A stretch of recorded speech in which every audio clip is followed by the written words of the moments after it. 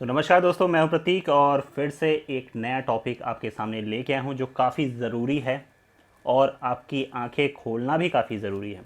अगर आपको लगता है कि सिर्फ फ़ायदेमंद है BS4 कार लेना, डिस्काउंट प्राइस जो मिल रहे हैं उसमें, तो ऐसा नहीं है। कुछ फ़ायदे हैं ज़रूर, पर नुकसान भी हैं। नुकसान क्या क्या हैं और फ़ायदे क्या क्या हैं, दोनों ही आप इस वीडियो में जानेंगे। तो चलिए शुरू करते हैं। सर्च करिए PR प्ले को यूट्यूब पर। ड्राइविंग टिप्स और ऑटोमोबाइल टेक्नोलॉजी से जुड़ी कई सारी बातों को जानने के लिए सब्सक्राइब करिए चैनल को और बेल आइकन को दबाना ना भूलें। तो अगर अब आप भी भागते हुए जा रहे हैं और ढूंढ रहे हैं ऐसी कोई कार जो BS4 में आपको मिल जाए और जल्द से जल्द मिल जाए अच्छे डिस्काउंट के साथ, तो थोड़ा थम जाओ चाचा, थम जाओ।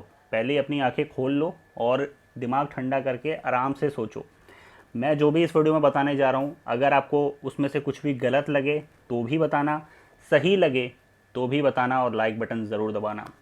तो सबसे पहली बात, फ़ायदा भी मैं गिना देता हूँ जो कि आपको ज़्यादातर पता ही है कि जो BS4 मॉडल हैं वो 0 किलोमीटर रनिंग हैं।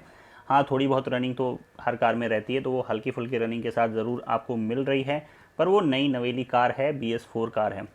पर पेपर में इस समय वो क्या हो चुकी है, सेकेंड हैंड। तो फ़ायदा तो आप जानते हैं, ये एक ही फ़ायदा है कि वो नई नवेली कार 0 किलोमीटर रनिंग के साथ आपको डिस्काउंट प्राइस में मिल रही है और अच्छा खासा डिस्काउंट मिल रहा है, 1 लाख 2 लाख जितना भी आपको मिल रहा होगा उस पर। उसके बाद मैं आपको बता दूं कि नुकसान क्या है इसमें। नुकसान यार कई सारे हैं, जहां फ़ायदा एक है तो नुकसान कई सारे हैं। और सबसे पहले तो मैं बता दूं कि आपको अगर मैं नुकसान पूरे गिनाऊंगा तो आपको पता चलेगा कि आपको कोई डिस्काउंट नहीं मिल रहा है। असल में आपको कोई डिस्काउंट नहीं मिल रहा है, उस कार की वो प्राइस ही है। देखिए, गवर्नमेंट ने इनको मौका दिया बेचने का, कार या बाइक कोई भी, पर ना ये कार बेच पाए ना बाइक बेच पाए। ठीक है।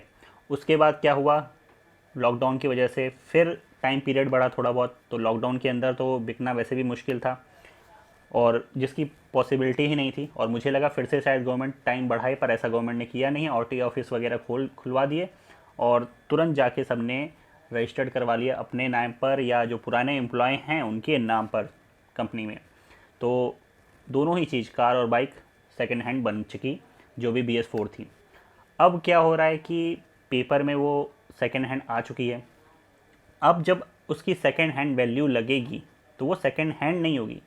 अब अगर आप उसे बेचने जाएंगे तो उसकी जो वैल्यू लगेगी वो थर्ड हैंड होगी।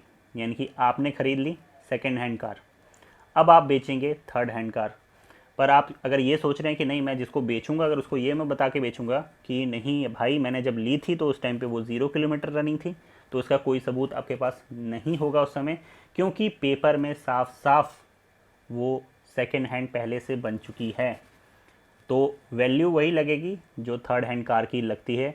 यानी कि तीसरी बार जब कोई कार या बाइक बिकती है तो जो वैल्यू लगती है वही लगने वाली है उस टाइम पे भी। तो ये चीज़ दिमाग में डाल लीजिए कि जो कार आप ख़रीदने जा रहे हैं उसकी पहले से ही वैल्यू कम हो चुकी है। सेकेंड चीज़, आप जब नई कार लेते हैं तो उसमें इंश्योरेंस आप ज़्यादातर ज़ीरो डेप इंश्योरेंस आपको मिलता है। ठीक है। और जितने साल का आप चाहें उतने साल का करा सकते हैं। पर यहाँ पे क्या हो रहा है कि कंपनी को बस मतलब था अपने नाम पे ट्रांसफ़र कराने का। अब वो इंश्योरेंस कौन सा आपको दे रही है, इस चीज़ पे भी आपको ध्यान रखना है। क्या पता वो ज़ीरो डेप की जगह सिर्फ थर्ड पार्टी इंश्योरेंस, जो सबसे सस्ता इंश्योरेंस है, जिसमें आपको अपनी कार का क्लेम भी नहीं मिलेगा या बाइक का क्लेम भी नहीं मिलेगा अगर वो एक्सीडेंट होता है उसमें कोई भी, तो आप अपनी कार के डैमेज का रिकवर करने का भूल जाइए। क्योंकि अगर थर्ड पार्टी इंश्योरेंस है, सबसे सस्ता इंश्योरेंस है, तो वहाँ पे तो कुछ रिकवर होने ही नहीं वाला आपके गाड़ी पे।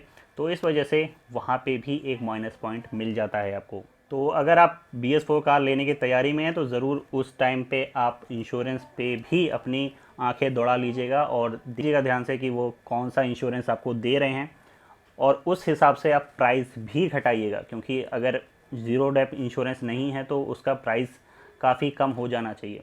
थर्ड पॉइंट, कि अगर आप कार लेने जा रहे हैं और कैश पे ले रहे हैं तब तो ठीक है, पर अगर आप उसके लिए लोन ले रहे हैं तो आप ध्यान में रखिए सेकेंड हैंड कार का उस तरह का लोन आपको नहीं मिलने वाला, ज़्यादा पीरियड का आपको लोन नहीं मिलने वाला और अच्छी खासी EMI आप वहाँ पे देंगे। यानी कि जो टोटल डिस्काउंट डिस्काउंट सब आप मिला भी लें तब भी आपको वो कार जो नई BS6 मॉडल है उससे भी ज़्यादा महंगी पड़ जाएगी अगर आप टोटल कैलकुलेट करें तो। इस चीज़ को ध्यान से सुन लीजिए और गांठ बांध के अपने दिमाग में डाल लीजिए। तो अगर आपको कार लेनी है तो कैश पे लेनी है तो अलग बात है, पर इस मंदी के दौर पे कैश पे लेना मेरे लिए हर किसी के लिए पॉसिबल नहीं है। तो ये जो डिस्काउंट का लॉलीपॉप आपको दिया जा रहा है ये असल में अपने फ़ायदे के लिए वो लोग दे रहे हैं, पर ऐसा कोई डिस्काउंट आपको नहीं मिल रहा है। वो असल में उस कार की प्राइस है, आपको उससे भी ज़्यादा डिस्काउंट लेना है। अगर आपको कार लेनी है, आपने मन बना लिया कि मुझे BS4 कार लेनी है सस्ते दाम में, तो चौथी चीज़ आप ध्यान दीजिएगा, जब भी आप सेकेंड हैंड कार परचेज़ करते हैं तो आप उसका ईयर जानते हैं और ईयर जानने के बाद आप उसकी वैल्यू लगाते हैं, क्योंकि जितनी टाइम पुरानी वो होती जाती है उतना उसका वैल्यू घटती जाती है। तो इस वजह से जब आप इस कार को लेंगे, यानी कि जो सेकेंड हैंड पेपर पे रजिस्टर्ड ऑलरेडी हो चुकी है, तो आपको उस हिसाब से उसकी वैल्यू लगानी होगी जितनी वो पुरानी होगी। अगर आप भागते हुए जाएंगे अभी के अभी कार ले लेंगे तो कोई आप फ़ायदे में नहीं रहेंगे। आप जितना वेट करके लें उतना ज़्यादा अच्छा है। और अगर आपको लग रहा है कि नहीं यार मैं गाड़ी जब तक लेने जाऊंगा अगर ज़्यादा टाइम लगा दूंगा तब तक बिक जाएगी, तो आप कोई नुकसान में नहीं रहने वाले, क्योंकि BS6 गाड़ी और BS4 गाड़ी में ज़्यादा अंतर नहीं रहेगा अगर आप इन सब चीज़ों का कैलकुलेशन करें। और उसके बाद BS6 जो फ्यूल आने वाला है, अगर आप BS6 गाड़ी लेते हैं तो आप उसका फ़ायदा भी उठा पाएंगे, पर BS4 गाड़ी लेने पर आप उस फ्यूल का फ़ायदा नहीं उठा पाएंगे। यहाँ पे माइलेज में भी अंतर आएगा। तो यानी कि पूरा कैलकुलेशन करने के बाद आपको कोई फ़ायदा नहीं हो रहा।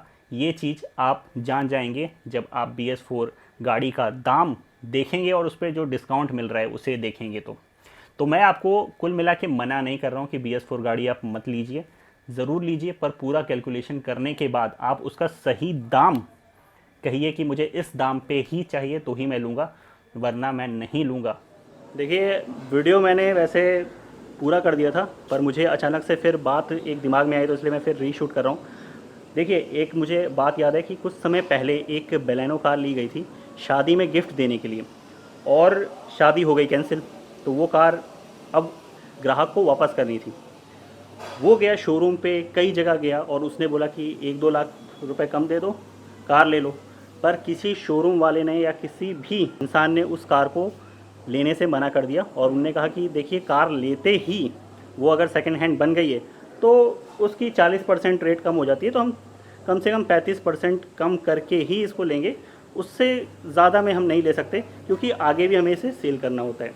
तो आज उसी जगह ग्राहक खड़ा है। Last but not the least ये पॉइंट भी सुन लीजिए कि अगर जिस तरह से गवर्नमेंट ने इसके प्रोडक्शन बंद करवा दिए, सेल बंद करवा दिए BS4 की, उस तरीके से कार चलनी ही बंद करा दे, यानी कि रोड पे आपको दिखे ही ना, इसके रजिस्ट्रेशन ही बंद हो जाए BS4 के, तो जिनने ऑलरेडी ले लिए 3 साल उसको यूज़ कर लिया, 5 साल यूज़ कर लिया, वो तो चलो ठीक है, आज के 5 साल बाद अगर बंद भी होती है तो बोलेंगे हमने 8 साल चला ली, 10 साल चला ली।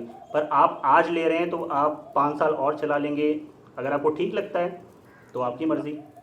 तो आज के वीडियो में फ़िलहाल इतना ही। अगर मेरी बातें आपको सही लगी तो ज़रूर लाइक बटन दबाइएगा, नहीं लगी तो डिसलाइक करिएगा, और नीचे कमेंट में बॉक्स में ज़रूर बताइएगा कि आपकी क्या राय है इस बारे में। तो सेफ ड्राइव करिएगा और अपने को सेफ रखिएगा। लॉकडाउन के दिनों में घर में रहिए, stay home, see you again.